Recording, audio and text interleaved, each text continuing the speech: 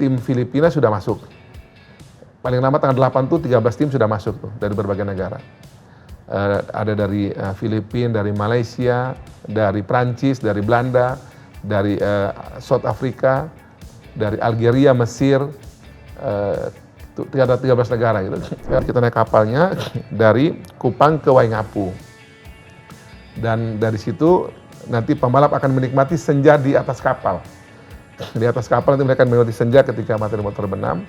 Kemudian sampai di Sumba nanti itu ada 2 race, nanti ada namanya Tanah Rara, itu tempatnya tinggi sekali, itu sekarang jadi banyak tempat pariwisata orang Instagram ke sana. Jadi terpanjang di Indonesia yang dilewati dan juga terlama yang akan diselenggarakan. Halo, Anda menyaksikan program spesial bersama saya Rizka Andalina. Di bulan September ini, Pemprov Nusa Tenggara Timur akan menggelar ajang balap sepeda jalan raya bertaraf internasional, yaitu Tour de NTT 2025. Seperti apa acaranya? Langsung saja kita berbicara atau ngobrol-ngobrol nih ya dengan Gubernur Nusa Tenggara Timur, yaitu ada Bapak Melki Lakalena. Terima kasih Pak Melki sudah hadir ke studio Liputan SCTV. Langsung saja nih Pak, sebenarnya apa sih yang melatar belakangi digelarnya acara Tour de NTT 2025 ini? Waktu kami pulang dari pembekalan kepala-kepala daerah di Magelang oleh Pak Prabowo dan Kabinet waktu itu, semua kepala daerah se-NTT kami sempat keliling di berbagai kementerian lembaga di Jakarta, 22 menteri kami ketemu, saya pimpin. Waktu kami di Kementerian Pariwisata itu kepikiran tuh, kok agenda-agenda pariwisata tahun ini kok agak terbatas gitu. NTT pun tidak kebagian yang menarik lah begitu. Lalu muncul dari pikiran kami, saya bilang teman-teman para bupati, wali kota, kita kayak masih bikin event di NTT deh. Kemudian terbersit langsung udah kita bikin tour di NTT deh. Tapi itu konsepnya belum ada gambaran sama sekali. Setelah itu kami pulang, berapa kali kami pertemuan dengan para bupati, kemudian kita ketemulah konsep kayak begini ini setelah ketemu dengan teman-teman yang biasa urus balap sepeda. Mereka bilang, bikin aja balap sepeda. Itu tingkat internasional.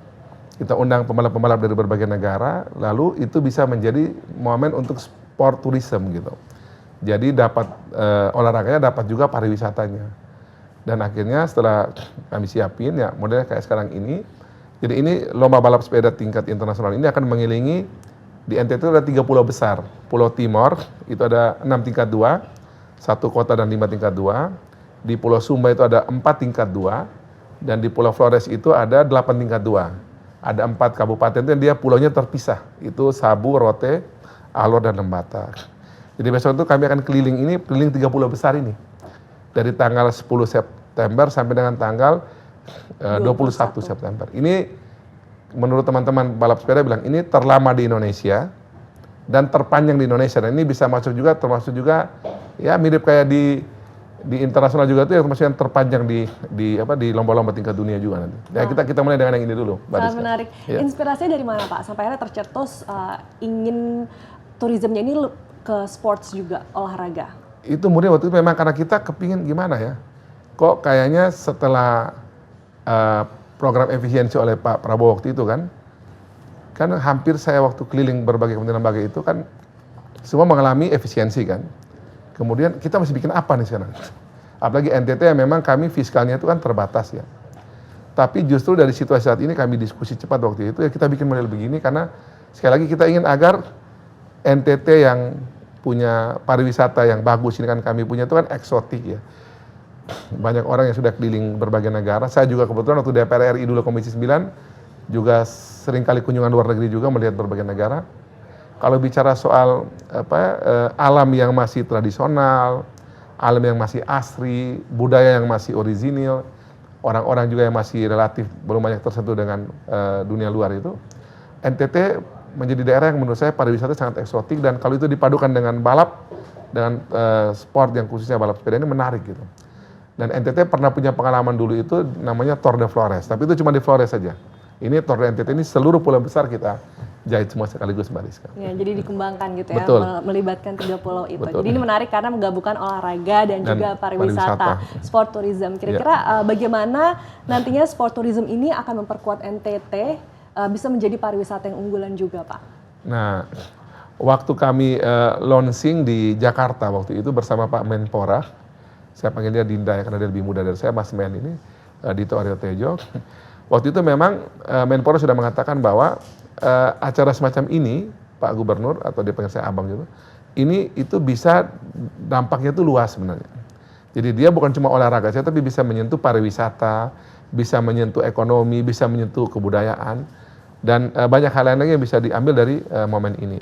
Dan setelah di launching kemarin itu oleh Pak Menpora, kemudian juga yang menarik waktu kami launching di NTT juga menarik itu karena waktu kami launching di Kupang waktu itu hadir juga wakil Perdana Menteri Timor Leste. Dan baru kemarin juga itu wakil gubernur baru memimpin delegasi perdagangan di Timor Leste. Saya dapat informasi juga katanya Presiden Timor Leste Pak Ramos Horta juga tertarik untuk nanti bikin Tour de Timor saja. Jadi antara negara Indonesia dan Timor Leste, tapi khusus yang daratan Timor saja. Jadi ternyata memang acara semacam ini tuh dimensi bisa luas ternyata. Mempererat persahabatan, membuat orang-orang mengenali budaya kita, pariwisata, menggerakkan ekonomi kreatif UMKM di daerah, mengembangkan juga potensi-potensi budaya, seni, dan seterusnya. Jadi kami melihat bahwa event ini dalam kondisi bangsa kita yang lagi seperti ini juga mudah-mudahan membuat kita segera bisa kembali damai, tenang, dan mulai bisa menghasilkan hal-hal baik dan positif seperti yang kami lagi mau dorong ini, Tour de NTT ini. Tadi Pak Melki sempat mention tentang ekonomi kreatif ya. Betul. Kira-kira akan bagaimana nih konsep sport tourism ini akan berdampak kepada ekonomi kreatif NTT? Nanti di setiap daerah itu di mana mulai balap dan atau ketika pembalap beristirahat karena masih bermalam, itu di setiap daerah itu nanti akan ada yang namanya ada pesta rakyat di daerah tersebut. Jadi nanti di Kupang misalnya itu kan pembukaan tanggal 10. Jadi tanggal 9 malam nanti itu wali kota Kupang akan menjadi tuan rumah dari gala dinner dan pesta rakyat itu. Nanti pembalap akan dikumpulkan untuk makan malam bersama, tapi nanti itu bersama dengan rakyat nanti ada semacam pesta rakyat di daerah tersebut. Nah di pesta rakyat nanti itu akan ada masyarakat bisa berjualan untuk produk-produk UMKM-nya, makanan, minuman, kriya, apa saja bisa dijual di situ. Dan pengalaman saya baru habis selesai membuat pameran pembangunan di NTT. Itu kurang lebih 13 hari itu hampir 300.000 orang yang datang ke situ. Dan putaran uangnya itu rata-rata setiap malam bisa ratusan juta. Jadi itu mudah-mudahan bisa nanti berdampak bagi sektor UMKM yang ada di daerah tersebut. Oke, berarti acara ini juga akan melibatkan banyak masyarakat lokal ya? Pasti. Akan seperti apa tuh? Itu pesta rakyat itu pasti ribuan orang tuh. Jadi kalau ini kami sudah membuat semacam simulasi. Kan ini misalnya hari ini aja tuh tim Filipina sudah masuk. Paling lama tanggal 8 tuh 13 tim sudah masuk tuh dari berbagai negara. Ada dari Filipina, dari Malaysia, dari Prancis, dari Belanda, dari South Africa, dari Algeria, Mesir, 13 negara gitu. Mereka itu sudah pasti datang, kalau timnya itu masing-masing 5 orang dengan ofisial sendiri plus supporter. Dan saya dengar juga tuh katanya kedutaan-kedutaan besarnya di sini juga nanti akan mengerahkan juga masyarakat lokalnya juga untuk memberikan dukungan pada mereka di sana. Dan karena ini nanti di setiap daerah itu pada saat malam pesta rakyat itu pasti ribuan orang. Dan sepanjang mereka bergerak nanti itu, sepanjang nanti pembalap bergerak, di sepanjang mereka bergerak itu nanti masyarakat juga akan menyambutnya. Jadi saya dengar informasi, karena kan juga dia melewati rute itu kan biasa tidak lama tuh, karena kan balap sepeda kan cepat sekali. Jadi sudah diperkirakan di rute-rute yang dilewati itu dalam hitungan kira-kira 5 menit sampai dengan setengah jam itu, pada saat diperkirakan mereka lewat di situ itu orang-orang akan duduk, akan berdiri berjajar, nanti mungkin anak-anak SD, SMP, SMA, atau mungkin masyarakat sekitar, nanti mereka akan berdiri berjajar di pinggir-pinggir jalan di radius yang aman untuk juga memberikan dukungan bagi para peserta yang lewat di situ. Nah, jadi karena ini keterlibatannya pada saat lomba juga rame, nanti pada malam juga rame, sehingga nanti kami berharap agar sepanjang acara ini berjalan, kemeriahan itu bisa ditampilkan dan kemudian ekonomi masyarakat bisa juga berputar. Dan kami lagi meminta waktu dari beberapa artis NTT, termasuk juga yang kemarin baru nyanyi Tabola Bale itu si Rian, namanya Rian tapi nama panggungnya Silat Open Up, pencipta lagu dari Tabola Bale di istana yang pernah dia nyanyikan. Mudah-mudahan nanti dengan teman-teman seperti Rian berkesempatan bisa hadir, kita mau ajak nanti di pembukaan acara dan nanti penutupan nanti di Labuan Bajo. Wah, akan sangat meriah nih. Ya. Tadi udah sempat ngomongin tentang acara ada pembukaan, ada penutupan. Betul. Berarti detailnya akan seperti apa sih Pak agenda selama 10 hari nanti acara rencananya ini? Nanti kita startnya itu tanggal 10 dari Kota Kupang, ibu kota provinsi. Race pertama nanti dia sampai di Timur Tengah Utara. Itu yang pertama. Lalu yang kedua besoknya itu dari Timur Tengah Utara ke Belu Atambua. Nanti itu akan melewati pantai.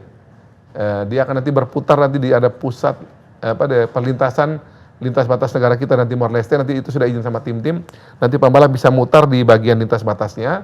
Nanti menuju arah pantai, nanti mereka menyusur sampai ke Atambua. Race ketiga nanti dari Atambua ke Soe.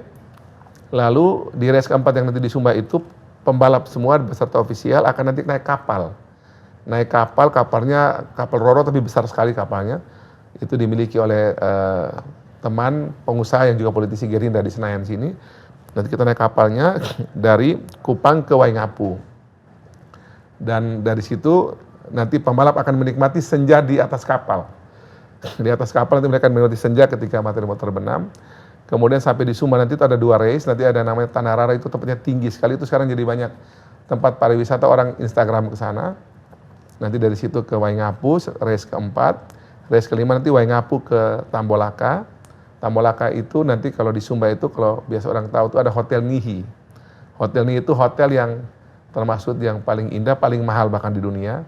Di situ Raja Fahd pernah ke sana, Cristiano Ronaldo, kemarin baru Ibrahimovic, banyak tokoh-tokoh dunia lah ke sana.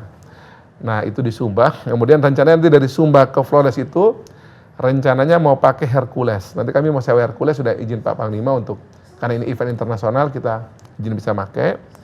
Dan mudah-mudahan kalau tidak ada letusan lewat Tobi yang lagi meletus ini, kami bisa mulai dari Larantuka ke Sika dan seterusnya sampai ke Labuan Bajo. Jadi ada 10 race dan ini katanya nih Mbak Rizka, ini menurut beberapa orang-orang sepeda itu mengatakan ini adalah nanti yang terpanjang di Indonesia, nanti kira-kira 1.500 km dan juga terlama. Dia sampai, dan ini kan 10 sampai 21, ada 12 hari. Jadi terpanjang di Indonesia yang dilewati dan juga terlama yang akan diselenggarakan. Wow, dari deskripsinya aja saya udah ngebayangin nih kayaknya bakal seru banget sih, apalagi bisa nonton sunset, kan, dimanjakan dengan segala alam keindahan Nusa Tenggara Timur. Berarti tadi yang sudah confirm 13 negara. 13 negara. Indonesia nanti juga Indonesia akan ada kira-kira ada 4 atau 5 tim yang nanti akan rencana tampil. Nah ini kan ajang balap sepeda ya, ada hadiahnya juga dong? Pasti. Jadi hadiahnya seperti itu kalau saya dengar dari yang biasa urus sepeda, ada nanti hadiah tuh, nanti ada yang yang sprintnya sendiri, nanti ada hadiah tanjakan sendiri, nanti yang juara sendiri. Jadi di setiap race itu kalau tidak salah ada 3 jenis hadiah yang nanti langsung diserahkan juga pada saat selesai acara. Hadiahnya udah boleh dibocorin belum Pak? Nah itu saya kan ini mereka lagi ngatur teknisnya nih. Oke, semua persiapan nanti ya. Setiap habis event, setiap habis race-nya itu langsung dikasih hadiah saat itu juga. Oke. Nah, jadi per race itu hadiah nanti masing-masing. Untuk persiapannya sendiri acaranya sudah berlangsung berapa lama? Kalau kami sih memang ini agak rada bonek nih Mbak Rizka. Jadi persiapan resminya itu kami baru siap mungkin kurang lebih 3 bulan. Tapi saya bilang udah nekat, kita kerjaan aja deh. Ini kan bukan saya sendiri nih, saya udah lapor sama Pak Menteri Pemuda Olahraga. Ibu Menteri saya belum ketemu ya, Ibu Menteri Pariwisata, tapi saya udah lewat. Namanya Pak Vincent, salah satu deputi di pariwisata orang NTT. Saya juga udah minta tolong Pak Bahlil, Pak Menteri SDM untuk juga bantu beberapa pihak yang bisa dukung kami. Kemudian juga seluruh bupati, ada 21 bupati dan 1 wali kota, itu kami sejak awal tuh komunikasi intens betul. Dan bersama kepala dinas masing-masing yang terkait, kami sudah rapat berkali-kali. Dan para bupati itu antusias sekali. Para bupati dan wali kota antusias sekali karena ini event pertama yang kita bikin sekelas di NTT. Dan saya sih berharap agar kalau ini kita bisa selenggarakan dengan baik, ini akan jadi event tahunan, setiap tahun pasti kita bikin yang ini, dan persiapan tentu kalau tahun depan akan jauh lebih baik lagi. Dan kami sih berencana, ke depan ini kalau ini bisa kita buat dengan bagus, membuat kami di NTT juga, dan semua bupati wali kota ini juga makin pede. Saya bilang gini, kita kan juga bisa bikin event internasional juga setahun bisa beberapa kali. Ini bisa Tour de NTT sepeda, bisa kita bikin nanti yang lari, maraton. 10 kilo misalnya. Bisa kita bikin misalnya, saya juga rencana nih, mau buat juga nanti NTT Fashion Weeks. Karena NTT ini kan tenun-tenun ikannya kan top ya. Kalau selama ini kami bersyukur nih sekarang Mbak Oscar Nawalata sekarang udah bantu kami juga bersama istri saya untuk kembangin itu untuk di NTT. Tapi kalau boleh, kalau selama ini kan kain kami dipakai sama peragawan Indonesia atau peragawan luar negeri itu di Milan ataupun di New York. Tapi saya kepingin kalau kali boleh nggak kita justru kalau dapat ada model-model yang mau, mereka yang ke NTT, boleh kita bikin di NTT. Bikin menjadi NTT Fashion Week misalnya. Dan juga mungkin bisa tinju, bisa mancing. Jadi kami juga rencana kalau ini berhasil, ya NTT setahun 4-5 kali deh bikin event internasional. Jadi ini bagian dari kita mempersiapkan menuju ke sana nih Mbak Rizka. Ya, untuk tahun depan. Bibit-bibit awalnya ya, Betul, yang dimulai dari Tour de betul. NTT ini. Tapi kan ini memang event internasional, tadi persiapannya juga baru sekitar 3 bulan lalu ya, Iya, 3 bulan. dimulai. Apakah juga sempat menghadapi beberapa tantangan gitu Pak? Pasti, Dan pasti. bagaimana akhirnya Pasti. mengatasi tantangan tersebut? Pasti, jadi tantangannya cukup banyak ya, terutama bagaimana memastikan bahwa semua kita bisa jalan dengan kondisi yang ada ini, tapi terutama yang soal teknis penyelenggaraan mesti bagus, keamanan mesti oke, kenyamanan terutama atlet dan ofisial mesti oke. Dan sejauh ini saya lihat semua teman-teman yang bersama acara hari ini betul-betul bekerja ekstra keras. Bahkan tadi saya sampaikan tim penyelenggara ini dari kemarin sudah ada di Kupang, biar memudahkan juga karena memang kami punya fasilitas, ada pavilion di rumah jabatan, mereka bisa tinggal di situ sambil mempersiapkan acara. Dan juga semua teman-teman CNTT yang ketempatan untuk menjadi tempat untuk pembalap bisa nginap dan akan memulai lomba, Kota Kupang, TTU, Belu, Timur Tengah Selatan, Sumba Timur, Sumba Barat Daya, Laran Flotim, Sika, Ende, Manggarai dan juga Manggarai Barat, semuanya sudah siap. Dan saya juga berencana di tempat-tempat yang mungkin karena dari 3 pulau ini kami cuma bisa merangkai baru 18 tingkat 2. Ada yang Pulau Sabu, Kabupaten Sabu, Kabupaten Rote, Alor Lembata, kan dia pulau terpisah. Nah itu kami lagi nanti akan atur ada event tapi bukan balap, tapi ada semacam mungkin event apa malam hiburan untuk masyarakat sekitar biar mereka juga bisa menikmati ini tapi dalam perspektif mungkin budaya. Ya, karena kan ini memang acara ini jalurnya kan panjang sekali ya, melewati 3 pulau, berarti kan ada banyak daerah juga nih yang akan terlibat. Bisa dijelaskan mungkin sejauh mana sih dukungan dari pemerintah daerah itu sendiri dalam mempersiapkan infrastrukturnya, fasilitasnya gitu buat kalau infrastruktur kami terbantunya begini Mbak Rizka, jadi dengan acara ini berkelas internasional, kami dibantu oleh teman-teman dari Kementerian PU. Jadi Kementerian PUPR atau PU lah, PU di pusat ini melalui Balai Jalan di Kupang yang mengurus semua jalan negara ini, mereka sampai dan kemarin kami rapat terakhir itu memastikan bahwa seluruh jalan yang dilewati oleh Tour de NTT ini jalannya itu sudah bagus dan bisa memenuhi untuk standar lomba ini. Jadi karena kami buat Tour de NTT sekarang semua jalan yang dilewati itu jalannya jadinya bagus untuk bisa dilewati oleh, karena kan mesin lari kan cepat sekali nih sepeda. Dan bukan cuma dari PUPR saya, tapi dari semua pihak terkait itu semua sekarang semua turun tangan.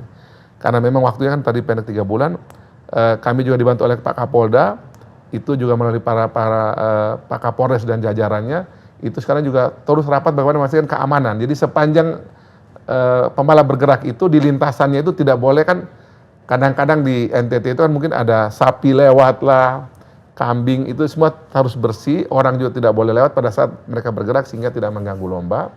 Dan Pak Kapolda bantu dengan keamanan, Pak Danrem juga demikian dengan tentara juga biar jaga keamanan. Jadi semua pihak membantu.